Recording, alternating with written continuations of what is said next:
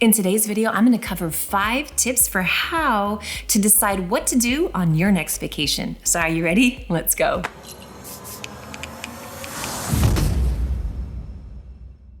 Hey everybody, my name is Linda Jones and I am the CEO of Crafted Travel Company and the author of Travel Agent Secrets.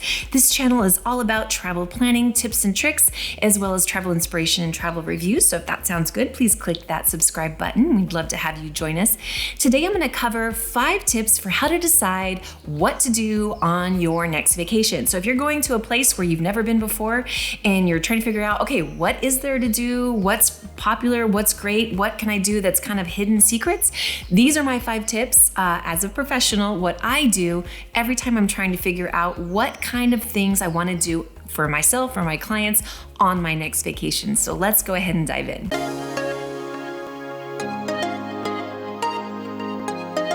Okay, tip number 1 is word of mouth. So anytime you're going to a new destination for vacation, start asking around on social media, family and friends. Hey, I'm going to Japan. Is there anything that you recommend that I do? Are there any places that I should see? Anything that any advice you can give me? And just see what pours in. And a lot of times you might run into somebody that's either from there, has lived there, or just traveled there and can give you some really great feedback and places to go and what to see.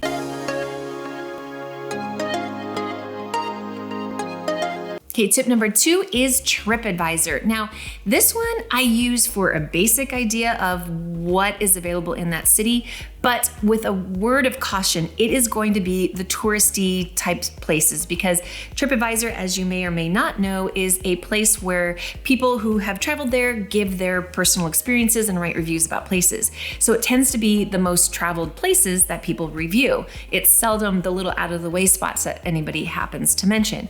But this may or may not be a bad thing because if it's a new country that you've never been to, you might want to see those touristy spots because they're kind of the main thing. You know, if you go to Paris, you might want to see the Louvre or you might want to see Notre Dame.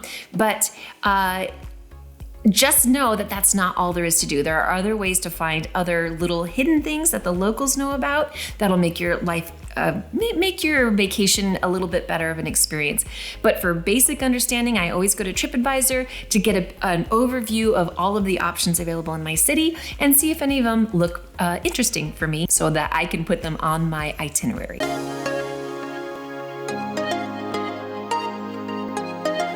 Okay, tip number 3 is to call my hotel where I'm staying.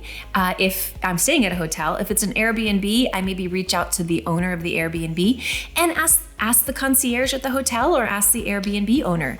Let them know that this is your first time coming, what you are, like if you're a solo traveler or if you're traveling with your family or if you're a student or if you're whatever it is, let them know what you are and what you're interested in and ask for recommendations.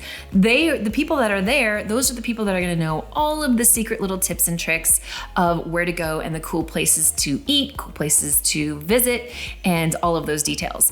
Let them know, okay, I don't want to go to touristy places, or yes, I do want to go to touristy places, and then they can steer you to a place that's going to be best suited for your particular needs and what you want to experience.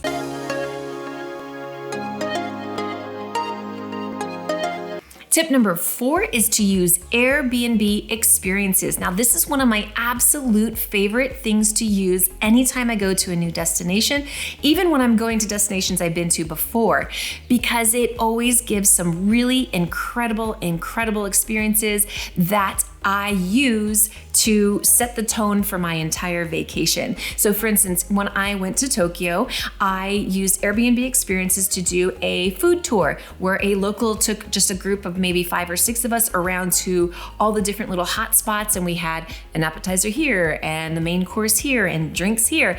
And it was a really great introduction to Japanese cuisine. I got to meet some new people. I was traveling solo at the time, so I got to meet new people that I actually met up with later in the trip and had some people to meet up with and have fun with.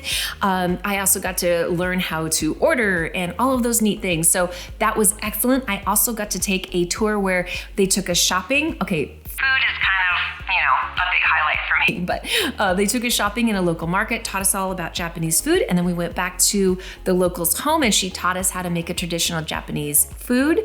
But that's not all. I mean, there were so many other things. You could dress up as a samurai and learn how to use a samurai sword. You could dress up as a geisha. You could take hikes. You could do, there's just, every city has some amazing trips that the locals offer that make your experience, your vacation experience, just amazing. And it's usually like low key, only the locals know about it, places where it really gives you a deeper experience of your destination. One little caveat to that, when you plan these, I plan them towards the beginning of my trip because I have never gone once when I haven't had an experience that made me want to do something else. So for instance, I went on a tour of a certain neighborhood.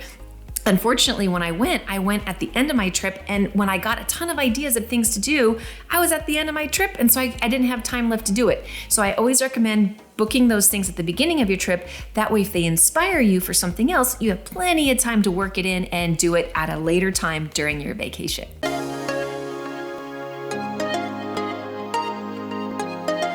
Okay, my fifth and final tip is to use FourSquare, and I'll go ahead and put a picture of that up here. Now, as I mentioned before, FourSquare is a location-based recommendation service. So what you do is if you find yourself, say, in the middle of Berlin, you pull up FourSquare and it tells you exactly what's available in that city.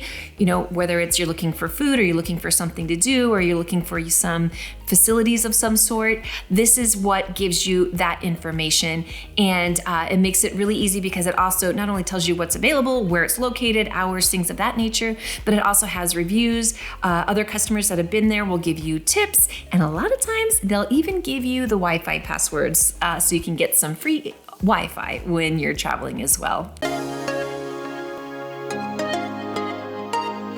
Okay, so those were my top 5 tips for how to decide and how to choose what to do on your next vacation.